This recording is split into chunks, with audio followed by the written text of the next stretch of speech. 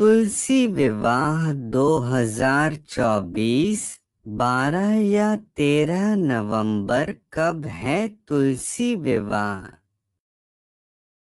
यहाँ जाने सही तारीख और शुभ मुहूर्त। कथा। तुलसी विवाह करवाने से साधक को कन्यादान के समान फल की प्राप्ति होती है। साथ ही तुलसी जी और शालिग्राम की कृपा से विवाह में आ रही बाधाएं भी दूर होती हैं। हिंदू धर्म में तुलसी के पौधे का विशेष महत्व है। इसे धन की देवी माँ लक्ष्मी का प्रतीक माना जाता है। आमतौर पर घरों में सुबह शाम इस पौधे की पूजा की जाती है, परंतु तुलसी विवाह के दिन आराधना करने से वैवाहिक जीवन में खुशियों का वास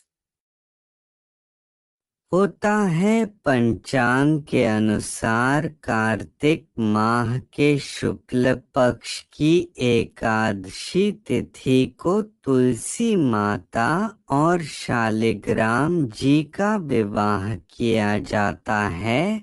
हालांकि कुछ लोग द्वादशी पर भी तुलसी विवाह करते हैं। इस साल 12 नवंबर 2024 को तुलसी विवाह कराया जाएगा। इस दिन देवउठनी एकादशी भी है।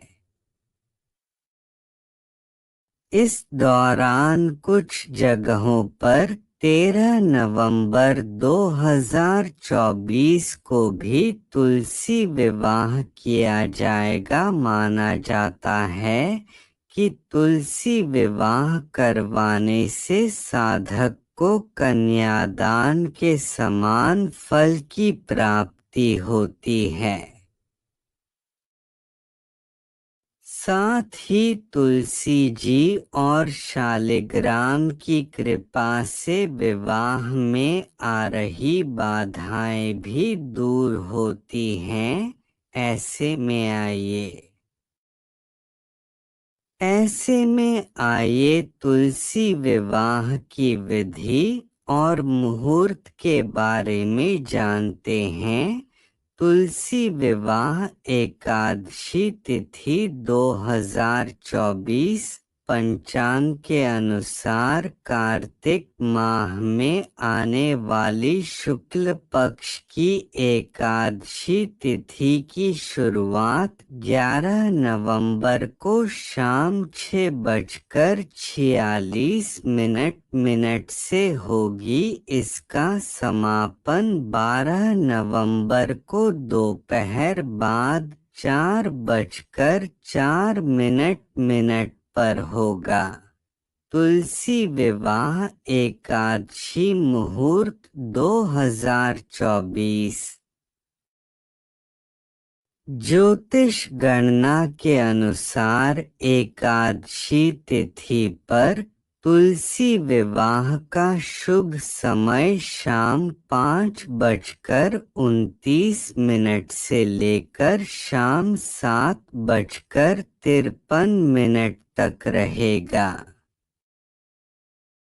तुलसी विवाह द्वादशी तिथि 2024 कार्तिक शुक्ल पक्ष की द्वादशी तिथि की शुरुआत 12 नवंबर को शाम 4:04 से हो रही है। इसका समापन 13 नवंबर 2024 को दोपहर 1:01 बजे होगा। तुलसी विवाह द्वादशी मुहूर्त 2024 लाभोन्नति मुहूर्त सुबह 6:47 से अमृत सर्वोत्तम मुहूर्त सुबह 8:06 से 9:26 तक। शुभोत्तम सुबह 10:46 से दोपहर 12:05 तक। तुलसी विवाह की पूजा विधि। तुलसी विवाह कराने के लिए सर्वप्रथम एक लकड़ी की चौकी लें। इसके बाद उस पर लाल रंग का साफ आसन बिछाएं। अब इस पर भगवान शालिग्राम को स्थापित कर दें। दोनों चौकियों को एक दूसरे के पास में रखें। दोनों के ऊपर गन्ने से मंडप सजाएं। इसके बाद आप एक साफ कलश में जल भरें और उसमें 5 या फिर 7 आम के पत्ते डाल दें। इसे पूजा स्थल पर स्थापित कर दें। अब शालिग्राम जी और माता तुलसी के सामने दीपक जलाएं। फिर दोनों को रोली या कुमकुम से तिलक करें। इस दौरान तुलसी माता को लाल रंग की चुनरी चढ़ाएं। धीरे धीरे चूड़ी, बिंदी आदि चीजों से श्रृंगार करते जाएं। इसके बाद सावधानी से चौकी समेत शालिग्राम जी को हाथों में लेकर तुलसी की 7 परिक्रमा कराएं। फिर दोनों की आरती करें। अंत में सुख सौभाग्य की कामना करते हुए फूल का छिड़काव करें और सभी में प्रसाद का वितरण कर दें। तुलसी विवाह पौराणिक कथा। एक बार शिव ने अपने तेज को समुद्र में फेंक दिया था। उससे एक महातेजस्वी बालक ने जन्म लिया। यह बालक आगे चलकर जालंधर के नाम से पराक्रमी दैत्य राजा बना। इसकी राजधानी का नाम जालंधर नगरी था। दैत्यराज कालनेमी की कन्या वृंदा का विवाह जालंधर से हुआ। जालंधर महाराक्षस था। अपनी सत्ता के मद में चूर उसने माता लक्ष्मी को पाने की कामना से युद्ध, परंतु समुद्र से ही उत्पन्न होने के कारण माता लक्ष्मी ने उसे अपने भाई के रूप में स्वीकार किया। वहां से पराजित होकर वह देवी पार्वती को पाने की लालसा से कैलाश पर्वत पर गया। भगवान देवाधिदेव शिव का ही रूप धर कर माता पार्वती के समीप गया, परंतु माँ ने अपने योग बल से उसे तुरंत पहचान लिया तथा वहां से अंतर्ध्यान हो गई।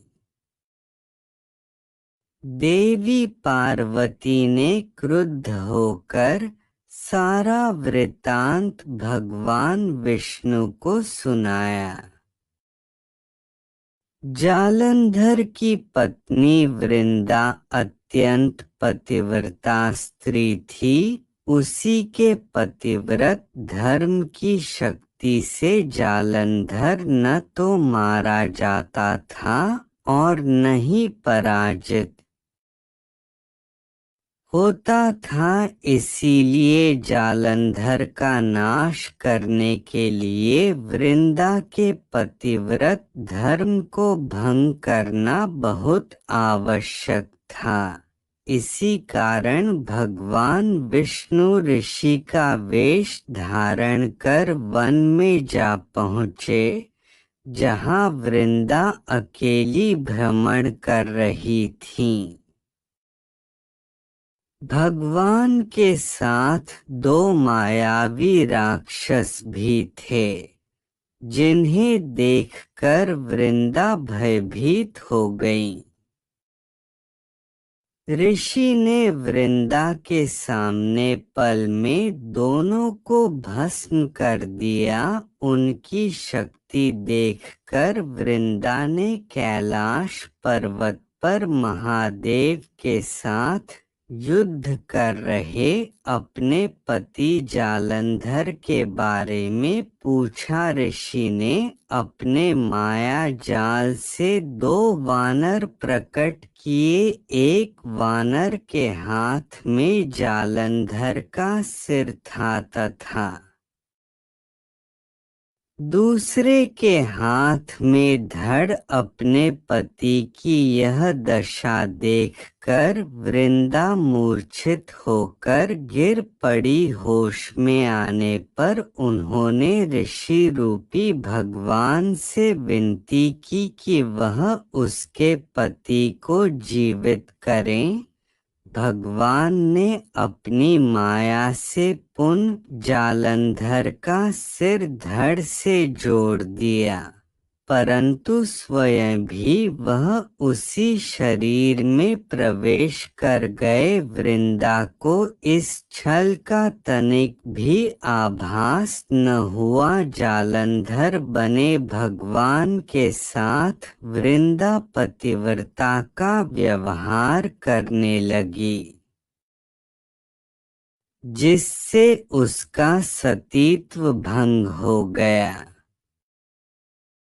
ऐसा होते ही वृंदा का पति जालंधर युद्ध में हार गया। इस सारी लीला का जब वृंदा को पता चला तो उसने क्रुद्ध होकर भगवान विष्णु को हृदयहीन शिला होने का श्राप दे दिया। अपने भक्त के श्राप को भगवान विष्णु ने स्वीकार किया और शालिग्राम पत्थर बन गए। सृष्टि के पालनकर्ता के पत्थर बन जाने से ब्रह्मांड में असंतुलन की स्थिति हो गई। यह देखकर सभी देवी देवताओं ने वृंदा से प्रार्थना की वह भगवान विष्णु को श्राप मुक्त कर दे। वृंदा ने भगवान विष्णु को श्राप मुक्त कर स्वयं आत्मदाह कर लिया। जहाँ वृंदा भस्म हुई वहाँ तुलसी का पौधा उगा। भगवान विष्णु ने वृंदा से कहा, हे वृंदा, तुम अपने सतीत्व के कारण मुझे लक्ष्मी से भी अधिक प्रिय हो गई हो। अब तुम तुलसी के रूप में सदा मेरे साथ रहोगी। तब से हर साल कार्तिक महीने के देवउठावनी एकादशी का दिन तुलसी विवाह के रूप में मनाया जाता है। जो मनुष्य भी मेरे शालिग्राम रूप के साथ तुलसी का विवाह करेगा उसे इस लोक और परलोक में विपुल यश प्राप्त होगा।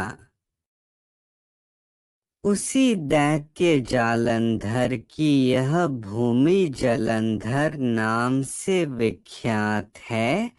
सती वृंदा का मंदिर मोहल्ला कोट किशनचंद में स्थित है। कहते हैं कि इस स्थान पर एक प्राचीन गुफा भी थी जो सीधी हरिद्वार तक जाती थी। सच्चे मन से 40 दिन तक सती वृंदा देवी के मंदिर में पूजा करने से सभी मनोरथ पूर्ण होते हैं। जिस घर में तुलसी होती है वहाँ यम के दूत भी असमय नहीं जा सकते। मृत्यु के समय जिसके प्राण मंजरी रहित तुलसी और गंगा जल मुख में रखकर निकल जाते हैं, वह पापों से मुक्त होकर वैकुंठ धाम को प्राप्त होता है। जो मनुष्य तुलसी व आंवलों की छाया में अपने पितरों का श्राद्ध करता है, उसके पितर मोक्ष को प्राप्त हो जाते हैं। तुलसी विवाह व्रत कथा 2। तुलसी विवाह के संबंध में प्राचीन ग्रंथों में कई कथाएं दी गई हैं। एक अन्य कथा के अनुसार एक परिवार में ननद भाभी रहती थी। ननद अभी कंवारी थी।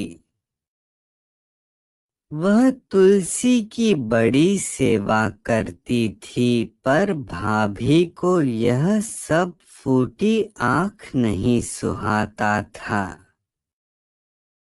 कभी कभी तो वह गुस्से में कहती कि जब तेरा विवाह होगा तो तुलसी ही खाने को दूंगी तथा तुलसी ही तेरे दहेज में दूंगी।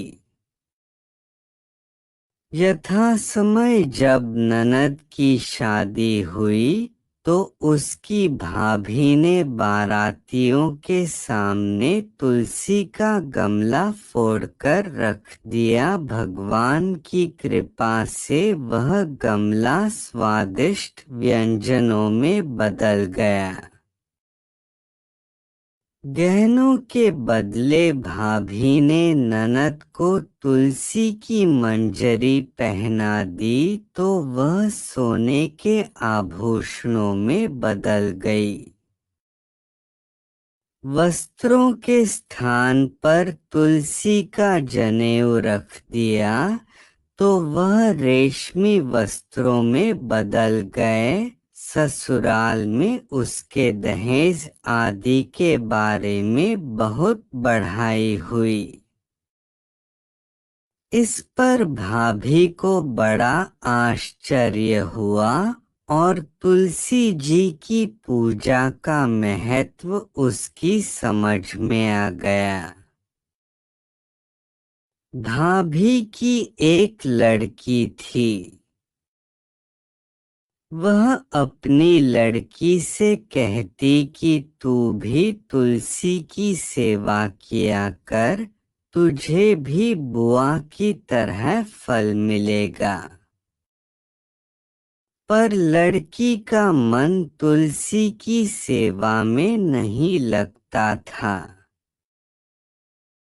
लड़की के विवाह का समय आया तो भाभी ने सोचा, जैसा व्यवहार मैंने अपनी ननद से किया उसी के कारण उसे इतनी इज्जत मिली, क्यों न मैं अपनी लड़की के साथ भी वैसा ही व्यवहार करूं। उसने तुलसी का गमला फोड़कर बारातियों के सामने रख दिया, परंतु इस बार मिट्टी मिट्टी ही रही।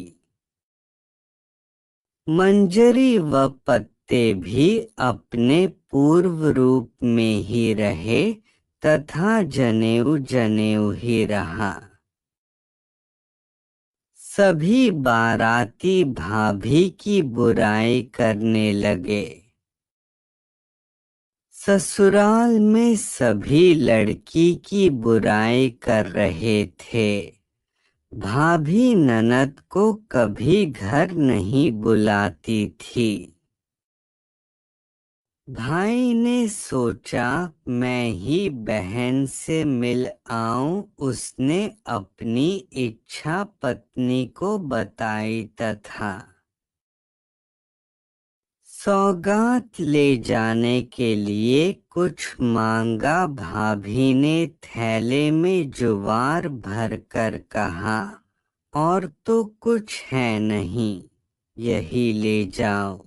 वह दुखी मन से चल दिया। भला बहन के घर कोई ज्वार लेकर आता है। बहन के नगर के समीप पहुंचकर उसने एक गौशाला में गाय के सामने ज्वार का थैला उलट दिया।